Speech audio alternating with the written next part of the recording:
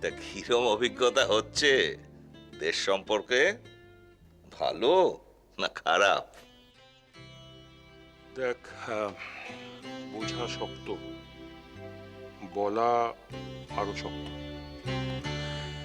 এবারে পাহাড়ে গিয়ে পাহাড়ি মানুষগুলোর মুখে যে সরলতা ছিল না, অদ্ভুত একটা সরলতা লক্ষ্য করেছিলাম, সেটা কিন্তু এবারে আর খুঁজে পেলাম না। হ্যাঁ, আসলে কি জানিস, এই মাঝখানে ওরা অনেক টানাপোড়েনের মধ্যে দিয়ে গেছে। সেসব ডিটেল ব্যাপার তোর জানার কথা না, আর জানবি বা কি করে? কারণটা যাই হোক, ব্যাপারটা বড় পেইনফুল রে। ও হ্যাঁ, বাই দ্য ওয়ে, ওখানে আমার হঠাৎ একজনের সঙ্গে আলাপ হলো জানিস, কলেজের অধ্যাপক। সে এক কাণ্ড। বাঙালি? হ্যাঁ রে, বাঙালি। তা তাকে জিজ্ঞেস করলাম তা পরিচয়টা কি। যা বললো শুনলে তুই অবাক হয়ে যাবি জানিস। কিরকম? বললো সে নাকি তোর ছোট ছেলে। হ্যাঁ, তাই? বাপ কি কাণ্ড! হ্যাঁ, হোয়াট এ কোইন্সিডেন্স। কিন্তু কই, ওরা তো আমাকে এসব কথা কিছু বলেনি। তা কোথায় দেখা হলো ওদের সঙ্গে? দেখা হলো মানে সেটা একটা অকওয়ার্ড পরিস্থিতি, বুঝলি। যাকে সেটা কোনো ব্যাপার না। অকওয়ার্ড পরিস্থিতি কিরকম বলতো? না মানে তোকে আমি ঘটনাটা বলছি, তবে তুই আবার ওদের কাছে কোয়েরি করিস না, ওরা এম্বারাস ফিল করবে। না, সে না হয় নাই করলাম।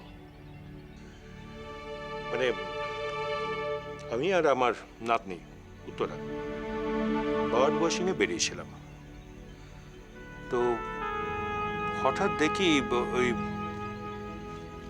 যে কি নাম, স্বপ্নেন্দু, স্বপ্নেন্দুর স্ত্রী দেখি হঠাৎ অজ্ঞান হয়ে গেছে।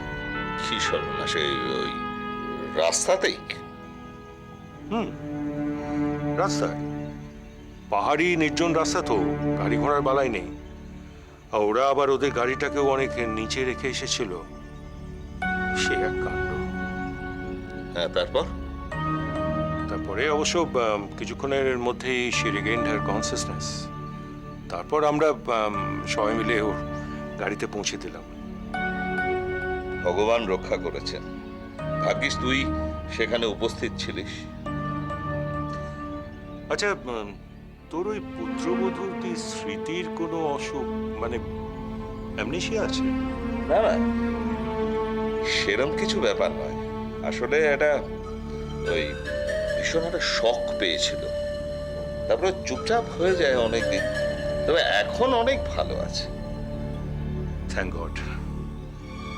মেয়েটাকে সেদিন দেখে এত মনটা খারাপ হয়ে গেছিল জানিস। যাকে সিরিয়াস তো কিছু নয় তাহলে? না, সেরকম সিরিয়াস কিছু নয়। হ্যাঁ, তোর বেড়ানোর গল্প বল। বেড়ানোর গল্প? আরে এখন তো আর